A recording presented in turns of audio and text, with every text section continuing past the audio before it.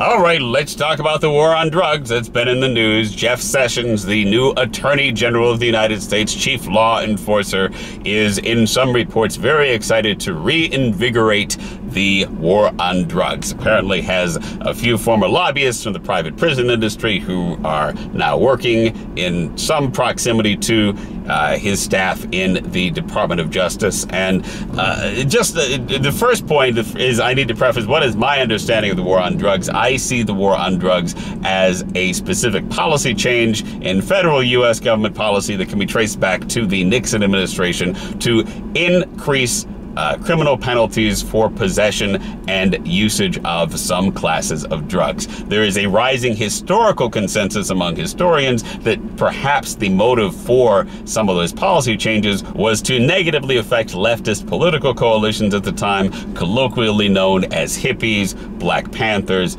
etc., who were culturally identified with a drug culture or a culture that involved liberal use of drugs. Now, I say culturally identified because anytime sociologists do research on who actually uses illicit drugs, so that can be anything from weed to cocaine, heroin, etc., drug use does not really vary significantly. The rate of people using these drugs does not vary significantly with race and does not vary significantly with income. So across the board, regardless of income, regardless of race, people tend to use illicit drugs about as much. That point becomes very important when you look at the consequences of the war on drugs, which is ultimately a tremendous racial disparity in terms of who actually gets locked up for nonviolent and in some cases violent drug offenses in the United States. Now, I'm going to come back to the topic of racial disparity. I just want to clarify, I do not have a lot of personal life experience with use of any drugs, legal or illegal.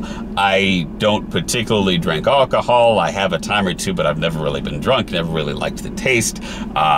If I eat a brownie, the caffeine gives me a buzz because I consume so little caffeine. I don't really drink soda or coffee. I have used opiate painkillers like Tylenol, codeine, and Vicodin. In my experience, they are definitely a little bit tough to come off of. I always have a day when I'm coming off of opiate painkillers where it feels like my life is falling apart and I'm just in tears and I'm this ball of emotion, and I have to consciously tell myself, wait, that is the drug and the state of me going through withdrawal and how I go through withdrawal from those drugs. But I have not experienced being an addict, and I think that's very important to put out there in any conversation that I have about drug usage or drug policy. Second point, I'll go back to racial disparity in the war on drugs. I remember being 19 years old living in Seattle in the state of Washington. And for those of you who don't know, Washington state is a relatively liberal state in the United States. It's what's considered a blue state.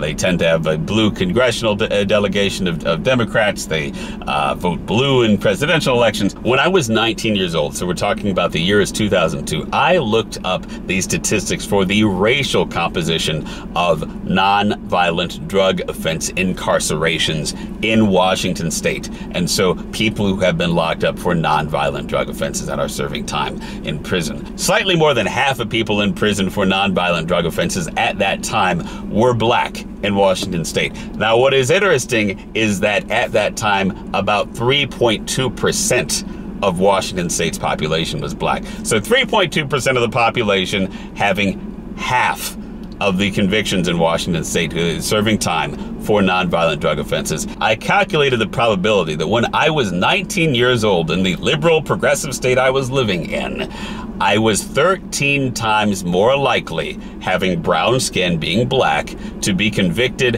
of a nonviolent drug offense than someone who is Asian or someone who is white. 13 times more likely. And this is a story that plays out in state after state after state in the United States as an outcome of this war on drugs. There is a tremendous, overwhelming racial disparity in the rates of conviction and incarceration for nonviolent drug offenses tied to the war on drugs. We have this argument that has gained steam with social media and the rise of the alt-right and whatever you want to say, that racism does not exist. Racism is no longer a concern in the United States. It's something that black people are just yappity yap yap yap, and a conspiracy created by social justice warriors, and the concept of white privilege is another conspiracy that does not exist. And whenever you are in an argument argument with someone who is taking that position, all you really have to do is show them the factual outcomes of the war on drugs and the extreme racial disparities in terms of drug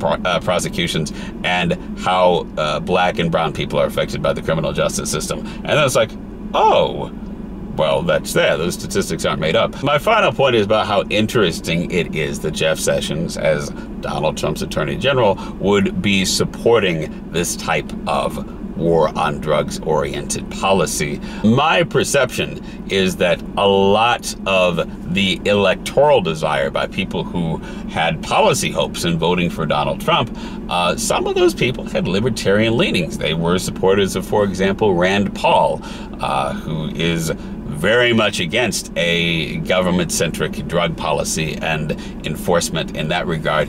It would seem to me that Jeff Sessions' policy goals with regard to drugs contradict some of the libertarian hopes and sentiments that very much pervaded a lot of the electorate that voted for Donald Trump. That's just my observation. I think it's interesting. Ultimately, I think the war on drugs that was implemented in the Nixon through Clinton and even the George W. Bush and Obama administrations is a failed federal policy. That drug use is much more a health care issue.